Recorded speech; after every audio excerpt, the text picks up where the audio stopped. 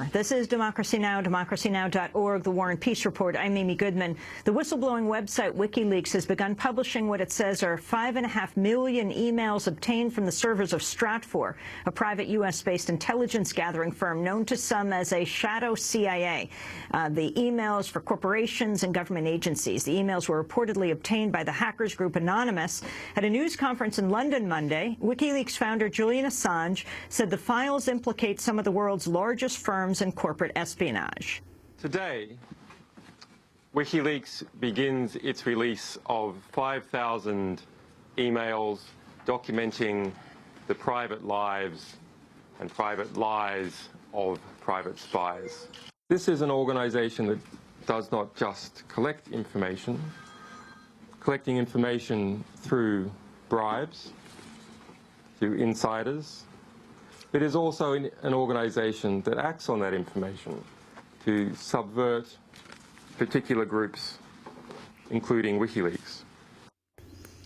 The companies in business with Stratfor are shown to have a keen interest in monitoring critics and activists. The firms include the soft drink giant Coca-Cola, which asked Stratfor to keep tabs on the protest plans of the group People for the Ethical Treatment of Animals, or PETA, ahead of the 2010 Winter Olympics in Vancouver, Canada.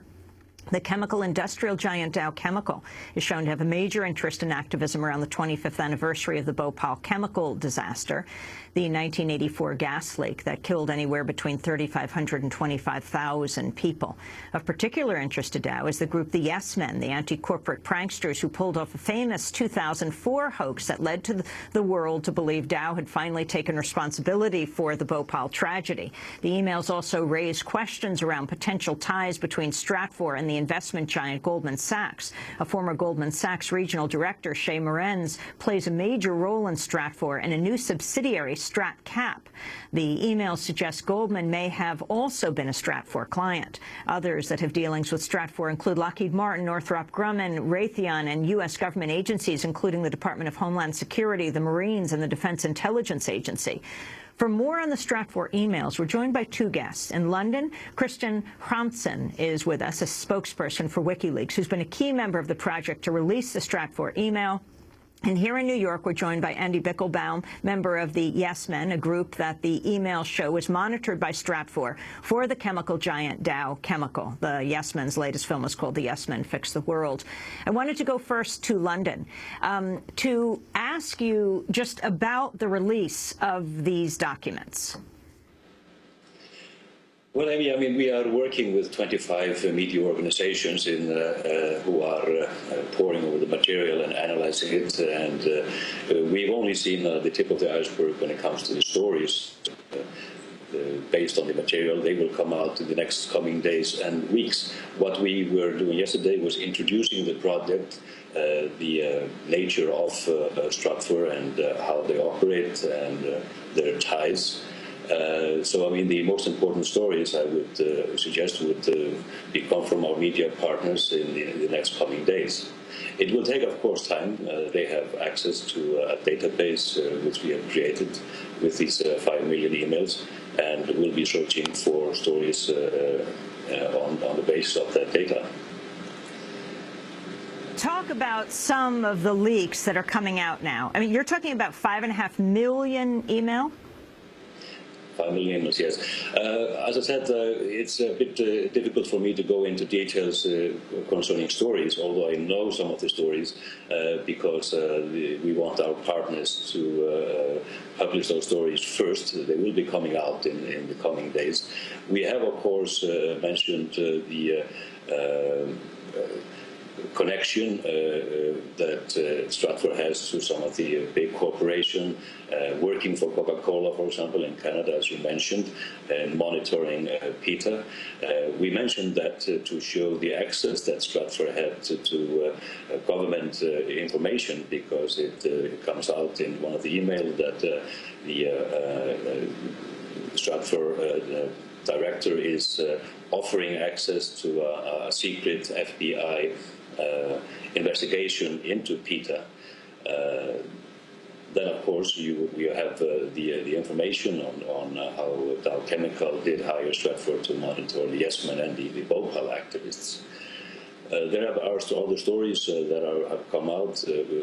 For example, one that mentions that the source of Stratfor in Israel claims that the Israelis had already taken action against Iran last year, the nuclear facilities. But in that instance, it was to point out that according to our journalists who are cooperating with us in the Middle East, it's a very low-grade information that they are gathering in that region.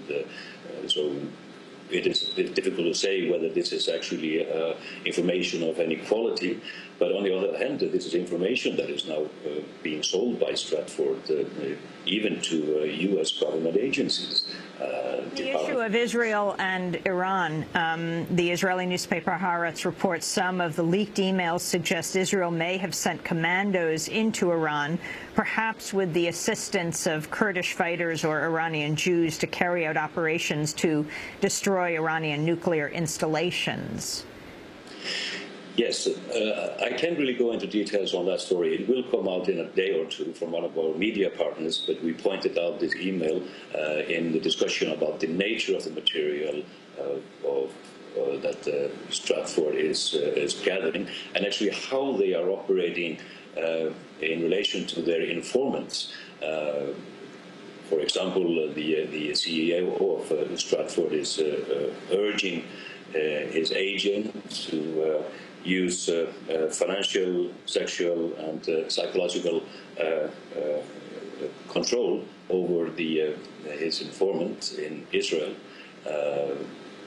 to get more information from him. The issue of Pakistan government knowledge of the whereabouts of Osama bin Laden before his assassination, what has come out in the Stratfor email, Kristen?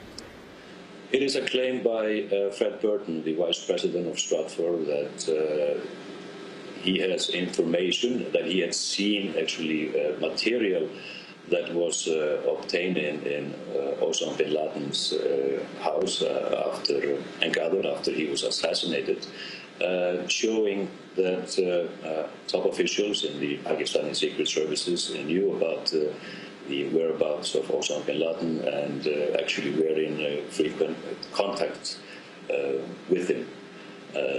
This is to show that the vice president of Stratfor seems to have had pretty good access to information in the secret services in the U.S.